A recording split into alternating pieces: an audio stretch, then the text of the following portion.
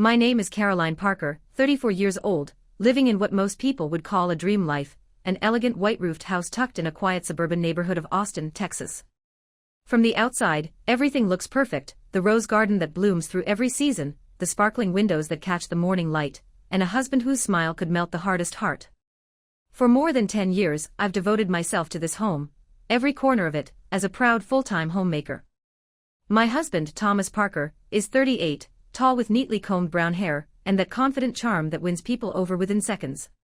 He's a sales director at a major pharmaceutical company, always dressed sharp, always saying the right things. In the early days of our marriage, I thought I was the luckiest woman alive. Thomas was everything I had ever dreamed of, gallant, ambitious, effortlessly charming.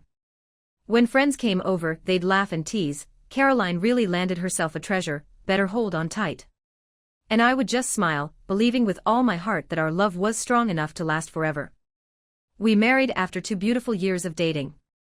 I had dreams of a home filled with laughter, tiny footsteps echoing through the halls, bedtime stories, and Sunday breakfasts with little hands reaching for pancakes. But reality had other plans. Years of waiting rooms, cold clinic air, and whispered prayers soon replaced laughter. Fertility treatments became my full-time battle, from modern medicine to ancient remedies, from hope to heartbreak, until one day, the last doctor sighed and said softly, "It's all in the hands of fate." Thomas was supportive at first. He'd hold my hand and whisper, "As long as I have you, I'm complete." But over time, I began to see a silence in his eyes, the kind that words couldn't cover. I'll never forget the way he used to stand by the window, watching the neighbor's little boy playing in the yard, a quiet longing in his gaze that felt like invisible scratches across my heart. And that's when everything started to change. After my parents passed away, the world as I knew it fell apart. My father was the first to go, a sudden stroke that left no time for goodbyes. And just 3 months later, my mother followed, worn down by a long illness that had quietly stolen her strength. Their deaths left me hollow, but also standing alone as the sole heir to everything they had built, a small but respectable real estate company, several rental apartments, and a comfortable amount of savings. It wasn't an empire, but it was the result of their lifetime of sacrifice and discipline. That inheritance changed everything for Thomas and me. Almost overnight, our lifestyle took a turn, a new white-roofed home in a prestigious neighborhood, a gleaming SUV in the driveway, vacations in Florida and California, where the sea breeze and champagne felt like rewards for the pain we'd endured. At least, that's what I told myself. But somewhere amid the comfort and luxury, I started to notice something different in Thomas, a shift in his gaze. It wasn't directed at me, but at everything around me. The house, the car, the accounts, all those things that had once symbolized my parents' love and hard work, had somehow become the silent center of his attention. That was when I first felt it, a faint unease I couldn't quite name. To the world, we were still the perfect couple. Our social media was filled with glamorous check-ins, clinking wine glasses, and smiles that photographed well. Friends envied us. Strangers admired us. But behind the glossy curtain, I lay awake at night, listening to the sound of my own quiet sighs, wondering if material abundance could slowly corrode the very love it was meant to nurture. Then I'd brush it off, tell myself I was just being paranoid. After all, Thomas still played the perfect husband in public, kind words, charming gestures, affectionate smiles. But his eyes, they told a different story. The warmth that once lived there had dimmed, replaced by something distant, something unreadable. And inside this fully furnished, beautifully lit house, I began to feel like a stranger in my own life. I never realized that the fortune I thought was a blessing would become the very thing pulling me into an undercurrent I couldn't escape. In the months after we moved into our new home, Thomas began to change even more. He stopped rushing home from work. The cozy dinners that once filled our evenings were replaced by curt text messages, "Working late. Don't wait up." And that's when I began to wonder. Was this the beginning of something I should have seen coming all along? "I'm busy with work. Don't wait for me for dinner." That message from Thomas had started appearing almost every evening. At first, I told myself it was just a demanding phase at work, a big deal closing, maybe new responsibilities. But as the weeks went by, the same excuses kept repeating, word for word, until they began to sound hollow, like a script he no longer cared to change. These days, Thomas came home late, nearly every night. Sometimes it was past 10 when I'd finally hear the sound of the garage door, followed by his footsteps in the hallway.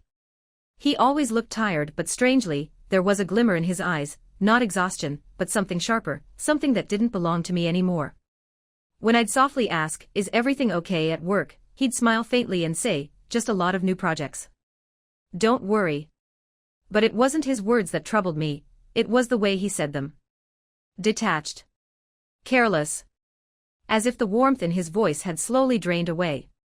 What unsettled me most, though, was his phone. Thomas used to leave it on the dining table, unlocked, sometimes even forgotten in the living room. Now, it never left his side. If it buzzed, he'd snatch it up instantly and step out, to the balcony, to the garage, anywhere away from me. Sometimes, I'd hear his voice lowered to a near whisper, a tone so quiet I could barely make out the words. Once, when I walked out to the balcony unexpectedly, he ended the call in an instant. When I asked who it was, he forced a smile. "A client," he said. "Big contract tomorrow." But I'd heard it, clear as day. A woman's voice on the other end, soft, laughing. And it wasn't anyone I'd ever heard him talk to before. Then came the credit card statements. For years, Thomas would hand them to me each month, so I could manage our household expenses. But one evening, when I asked, "Can you give me the bills this time? I want to track our spending." He looked up, irritation flashing across his face, an expression I'd never seen from him before. "I'll handle it myself," he said quickly. "Don't want to mix it with the company card. Too much hassle." It was such a small moment, a brief flicker, but to me, it felt like a door quietly closing. For the first time in our marriage, Thomas had shut me out. And I couldn't shake the feeling that behind those closed doors, something had already begun to break. Thomas had started getting irritated whenever I asked about our finances, something that had always been an open, honest part of our marriage. We'd promised each other complete transparency, no secrets, no walls. But now, even simple questions seemed to draw a sigh or a frown, as if I was intruding into a part of his life I no longer had a right to touch. I began to feel lost. Lost in my own home, the same house where every wall, every picture frame once carried a piece of us. Evenings stretched endlessly. I'd sit alone in the living room, staring at the moving car lights outside, wondering quietly. Is Thomas still the man who once vowed to stand by me for life? I kept telling myself to be patient. To trust him. To believe that maybe work was just heavier, that this distance was temporary. But night after night, the doubt inside me grew, like a dark cloud I couldn't push away, no matter how hard I tried. Then one weekend evening, out of nowhere, Thomas surprised me. He said we were going to a company party, something he hadn't mentioned in months. The venue was elegant, filled with golden lights, and the sound of soft music mingling with laughter. Thomas slipped back into his usual charm effortlessly, smiling, shaking hands, laughing with colleagues like everything was perfect. I tried to play along, forcing smiles, telling myself to stop overthinking.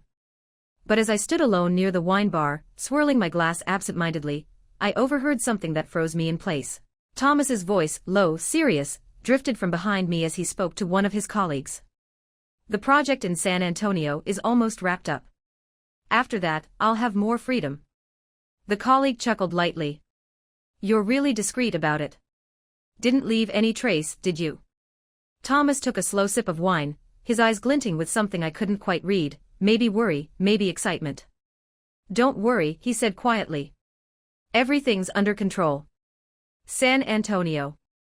A city more than 100 miles away." Thomas had never mentioned any project there. It wasn't part of his territory, not even close. My heart began to pound. My fingers tightened around the stem of my glass. A rush of cold panic spread through me as I tried to steady my breath, swallowing the wave of anxiety that rose in my throat. That night, on the drive home, Thomas reached for my hand, the same tender gesture he'd done countless times before. To anyone else, it would have looked like the picture of love. But to me, it felt empty. There was no warmth left in that touch, only silence. And deep down, I knew, the doubts I'd been burying could no longer be ignored. I thought I was ready to face whatever changes were happening between us. But then came a phone call that shattered the fragile calm I'd built. It was Allison, my best friend since college, the one person who'd always seen through me. She worked at a media company in Houston now, and that day, just as I set my teacup on the table, my phone rang. Her voice came through the line, hesitant but filled with concern. "Caroline." And in that single word, I already sensed that something was terribly, terribly wrong. Caroline. I need to tell you something. Allison's voice came through the phone, hesitant but urgent. My heart skipped a beat. What is it? I asked, already sensing that whatever came next would change everything. She took a breath. Last week, I was on a business trip in San Antonio, and I'm not entirely sure, but I saw Thomas. For a moment, my body went cold. I gripped the phone tighter. What did you say? I whispered. I kept telling myself I might be mistaken, she continued softly, but it was definitely him, Caroline.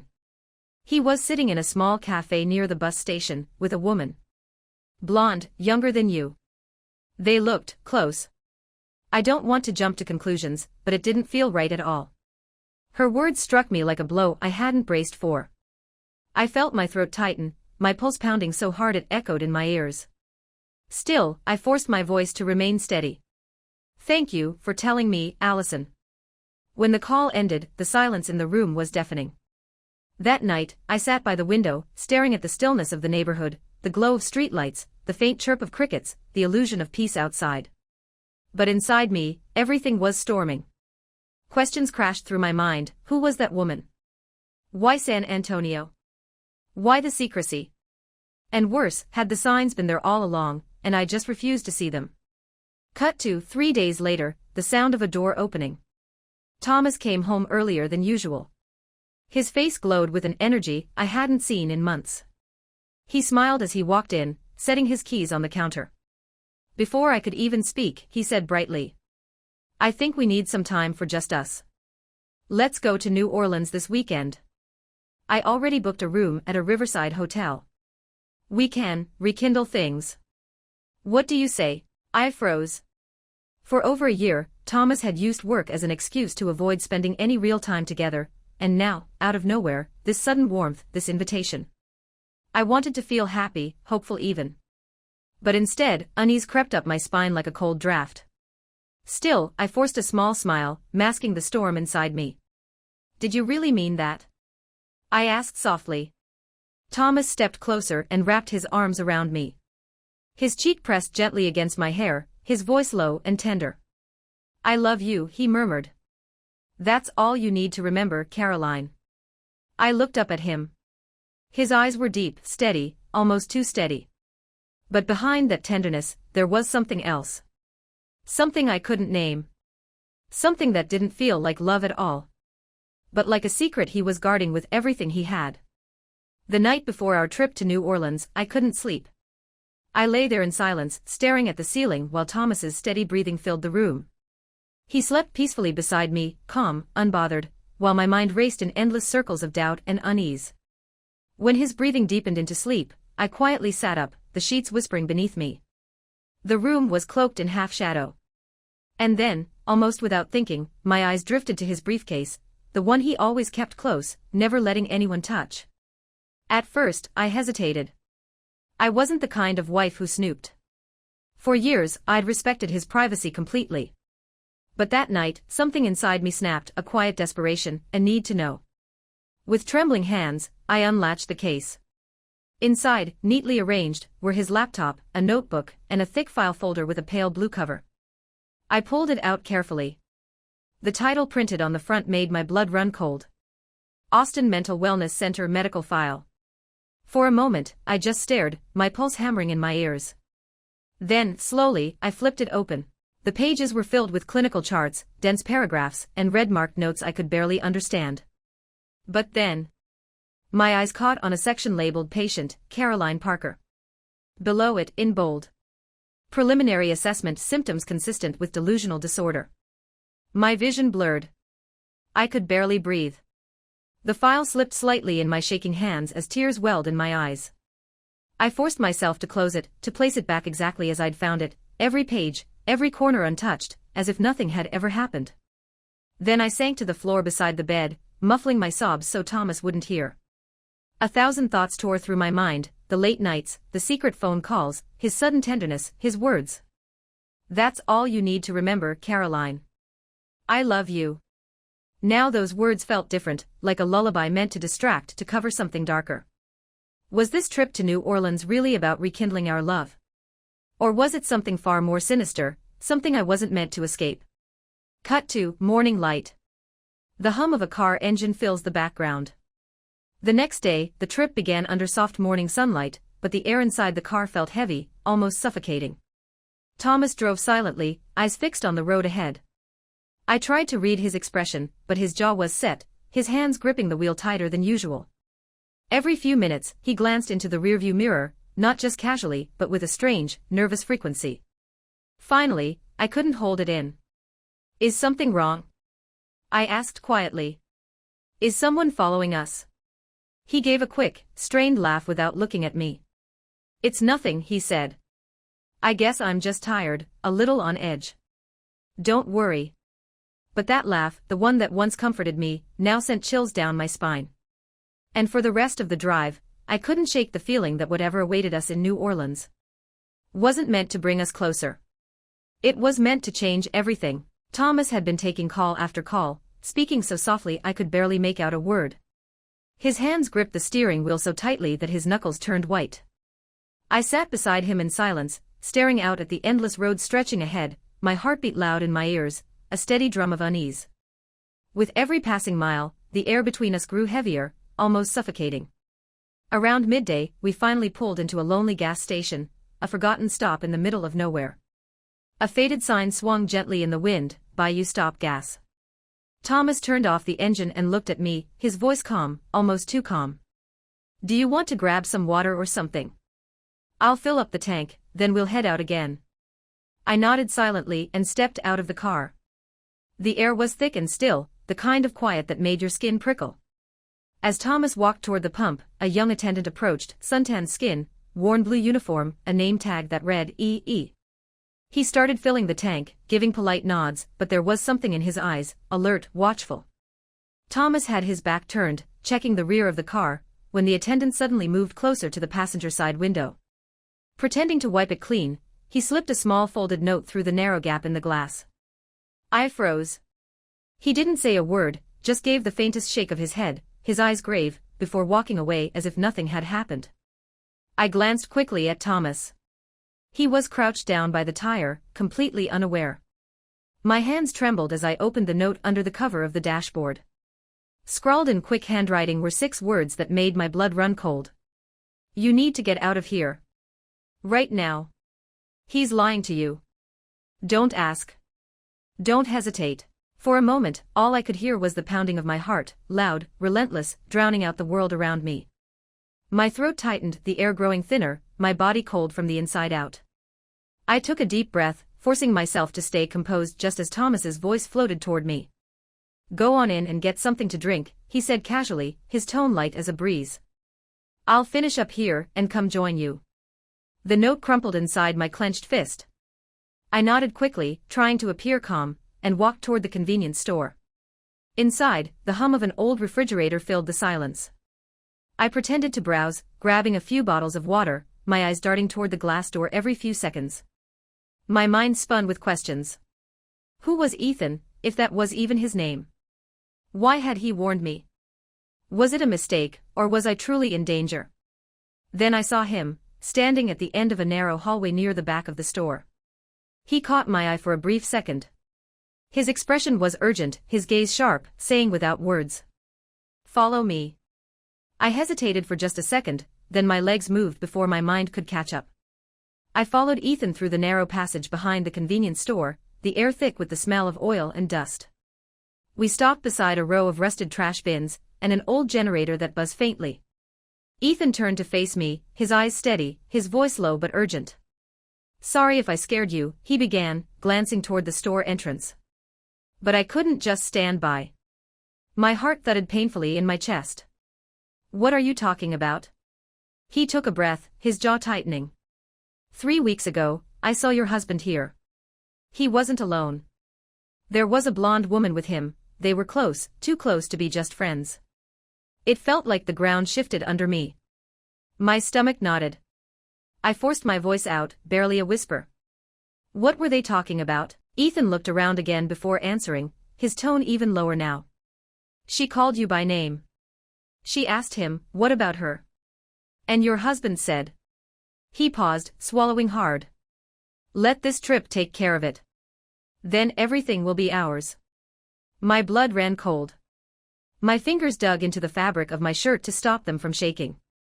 I heard it clearly, Ethan went on, but I didn't want to believe it. Then this morning he came through again, alone. He called someone while I was outside. I swear, I heard him say, all the hospital admission paperwork is done. She won't have any more chances. The words hit me like a physical blow.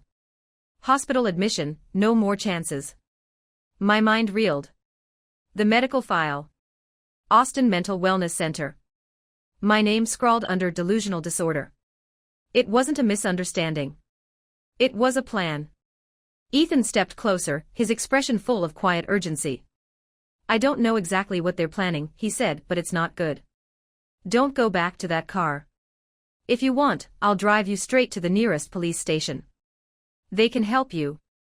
Before I could answer, I heard it, footsteps approaching from the front. Then Thomas's voice cut through the stillness, sharper than I'd ever heard it before. Caroline. Where are you? Ethan's eyes widened. His voice dropped to a whisper. You have to decide right now. If you go back, you won't get another chance. I stood frozen, my breath trembling in my chest. All those years of love, all those shared memories, they now felt like a picture shattered on the floor, impossible to piece together again. I met Ethan's gaze, my voice barely a whisper. Help me, get out of here. Thomas's voice echoed again, closer now, the gentleness I once knew gone, replaced by something cold and commanding. My pulse thundered in my ears. Every piece of the puzzle, the late-night calls, the distant stares, the medical file, this trip, locked into place. It wasn't paranoia. It wasn't confusion. It was the truth. I ran after Ethan, the world around me a blur of motion and panic. We circled around the side exit of the gas station, gravel crunching beneath our feet. Parked just beyond the fence was his old blue pickup, its engine already rumbling like a restless beast. Ethan yanked open the passenger door. Hurry, he urged in a low, tense whisper. Don't look back. I didn't think, I just climbed in. My hands fumbled with the seatbelt as the door slammed shut. A second later, I heard it, the heavy thud of footsteps pounding behind us. Through the mirror, I caught sight of Thomas bursting out from the front of the station, his face twisted in fury and disbelief. There was no love in his eyes now, no trace of the man who once whispered promises in the dark. Only cold panic and rage. Ethan hit the gas. The pickup roared to life, spitting up a cloud of dust as we sped down the empty Louisiana road. Thomas shrank in the rearview mirror until he was nothing more than a blur swallowed by sunlight. I sat rigid, trembling beside Ethan, my breath shallow and uneven. He kept his eyes on the road, speaking in a voice meant to steady me. The police station's about 30 miles from here. Hang in there, all right. You're safe now. I nodded faintly, though tears streamed down my face in silence, tears not just of fear, but of betrayal so deep it hollowed me out from the inside. When we finally reached the small-town police station in Bayou Grove, the afternoon light had already started to fade. A female officer named Kelly met us at the front desk, calm eyes, firm voice, a presence that somehow felt grounding. I told her everything, the note, the medical file, the trip, Ethan's warning, and the chilling words I'd overheard. Kelly listened without interruption, taking notes carefully, her pen scratching softly on paper. When I finished, she exhaled. At this point, she said gently, we can't arrest him based on suspicion alone. But I'll file a report immediately. You should request an emergency protective order, and if you can, hire a lawyer or a private investigator to gather more evidence. Her tone was professional, but I could sense the concern behind it. She believed me, or at least believed that something was very wrong. Ethan didn't leave me alone that night. He drove me to the home of an older woman named Doris, a friend of his who lived just a few miles away. Doris opened her door before we even knocked, her gray hair pinned neatly back, her eyes soft with kindness. Oh, you poor thing, she murmured, pulling me into a gentle hug I hadn't expected from a stranger. You can stay here as long as you need. That night, for the first time in weeks, I felt the faintest sense of safety. Later, I called Allison. My voice shook as I told her everything, Thomas, the gas station, Ethan, the file. She listened in silence, and when I finished, she spoke firmly. I know someone who can help, a private investigator. His name's Nathan Brooks. He's good, Caroline. I'll connect you two first thing in the morning. The next day, I met Nathan in a quiet cafe in Baton Rouge. He was in his 40s, sharp-eyed, composed, the kind of man who noticed everything and said only what mattered. "I'll start by looking into Thomas Parker's background," he told me, sliding his notepad across the table. "Something about this feels wrong. I want to make sure the man you married is who he says he is." I nodded, gripping my coffee cup to hide the tremor in my hands. 3 days later, Nathan called. His tone was different this time, no longer analytical but grave. "Caroline," he said quietly, "we need to talk. I found something about your husband, something you need to hear in person. I need to see you right away," Nathan's voice had said over the phone, low and urgent. Now, standing in his small office in Baton Rouge, I finally understood why.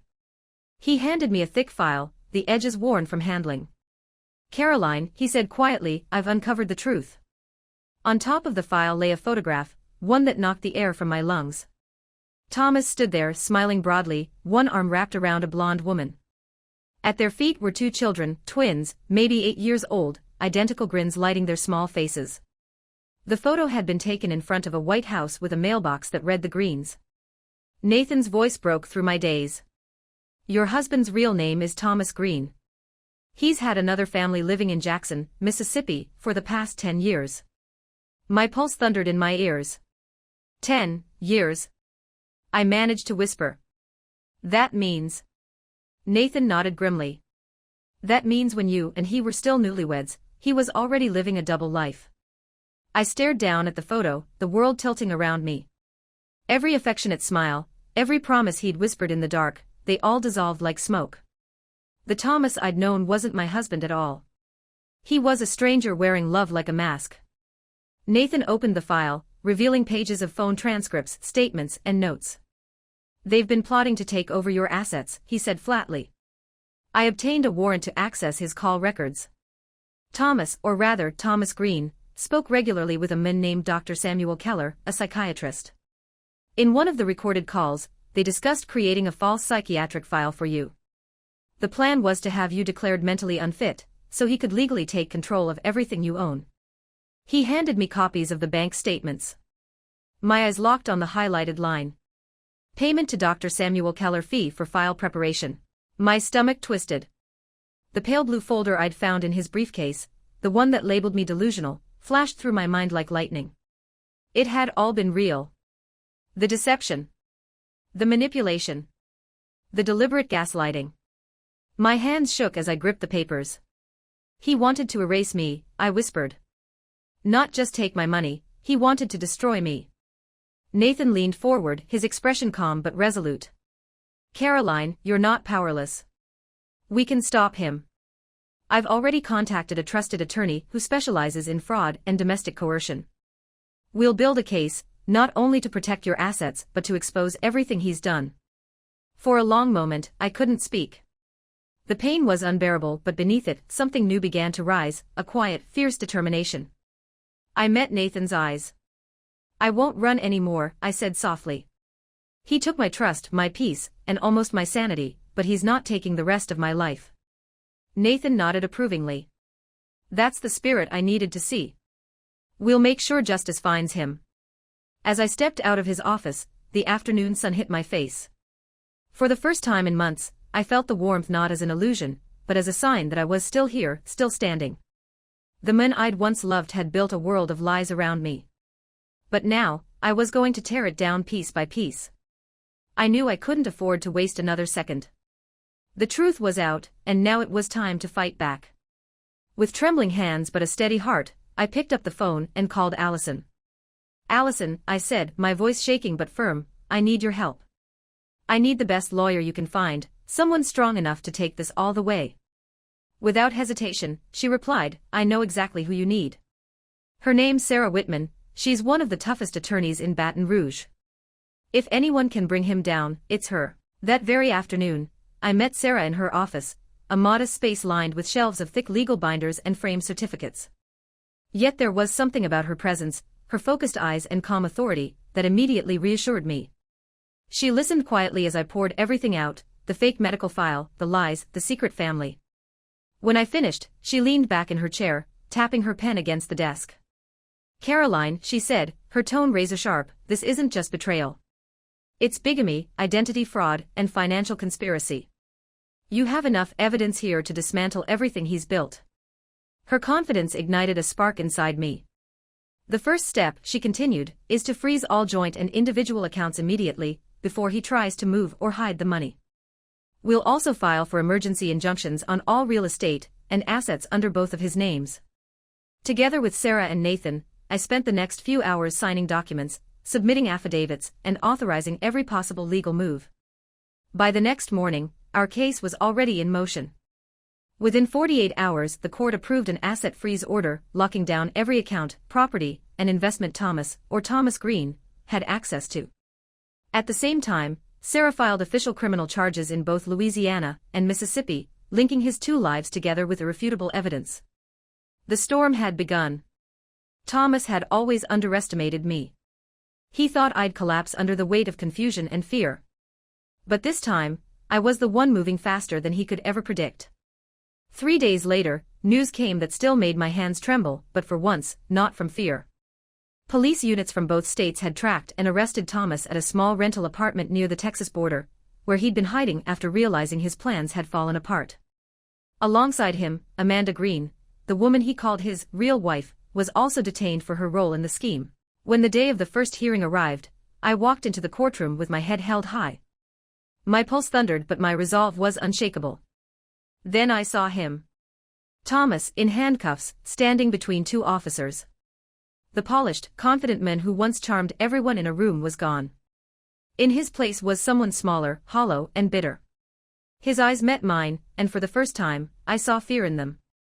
Not the fear of losing control, or money, or reputation. But the fear of facing the woman he thought he could destroy, still standing, stronger than ever. I didn't look away. I wasn't the trusting, devoted wife anymore.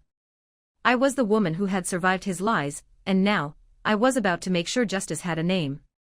I once was the quiet wife, standing in my husband's shadow, but now, I was the plaintiff, standing before the world to demand justice.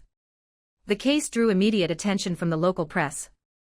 Reporters crowded outside the courthouse every morning, flashbulbs bursting like lightning as I walked up the steps beside Sarah. Their voices called out my name, asking for statements, reactions, details. But I didn't flinch. The woman who once trembled in silence was gone. Now there was only one thought in my mind: this ends here. The trial stretched on for more than 3 months. Every session felt like peeling away another layer of deceit Thomas had so carefully built. Nathan and Sarah's meticulous work left no room for denial. The courtroom echoed with recordings of Thomas's whispered phone calls, plotting my downfall. Bank statements laid bare the payments he made to Dr. Samuel Keller for falsifying psychiatric documents. The forged medical reports labeling me as delusional were projected onto the screen for everyone to see. And then came the photographs, Thomas with Amanda, smiling with the same ease he once showed me. Their marriage certificate from Jackson, Mississippi sealed his fate. With every piece of evidence, his lies unraveled thread by thread until there was nothing left to defend. Finally, after long hours of testimony and cross-examination, the verdict was delivered. Defendant Thomas Green is sentenced to 7 years in prison for bigamy and asset fraud. Amanda Green is sentenced to 3 years in prison as an accomplice. The words rang through the courtroom like a bell tolling for the end of an era. For a moment, I couldn't breathe, then a wave of relief washed through me, warm and overwhelming. I turned to Sarah and squeezed her hand, tears streaming silently down my face, not from grief but from release. I had survived. I had fought back.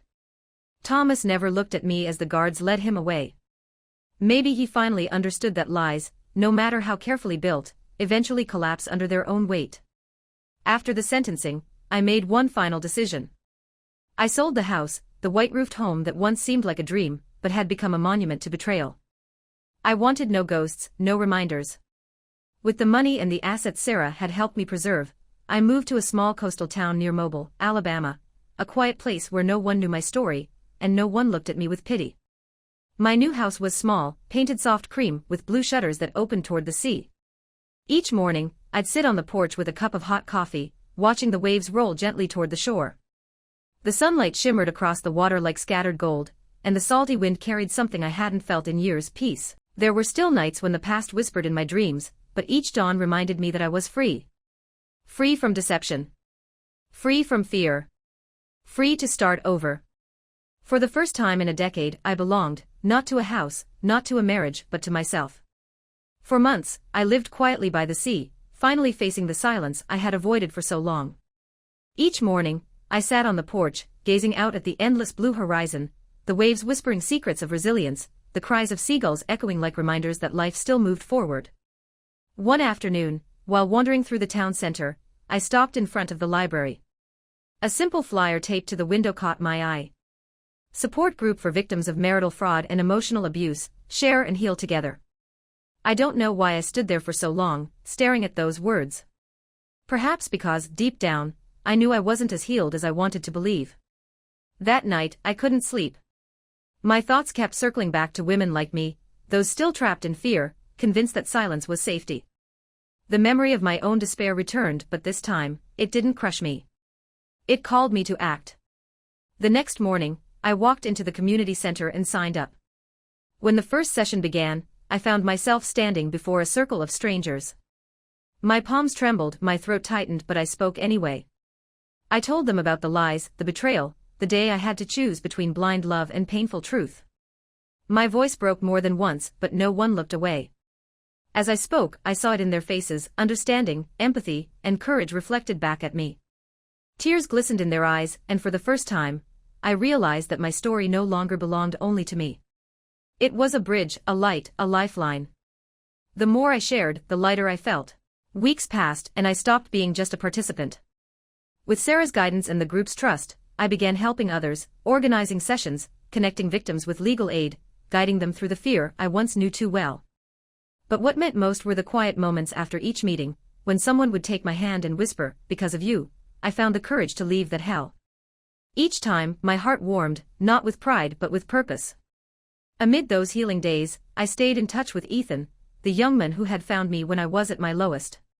He had moved to New Orleans to finish his degree in mechanical engineering. We texted often, sometimes talked on the phone.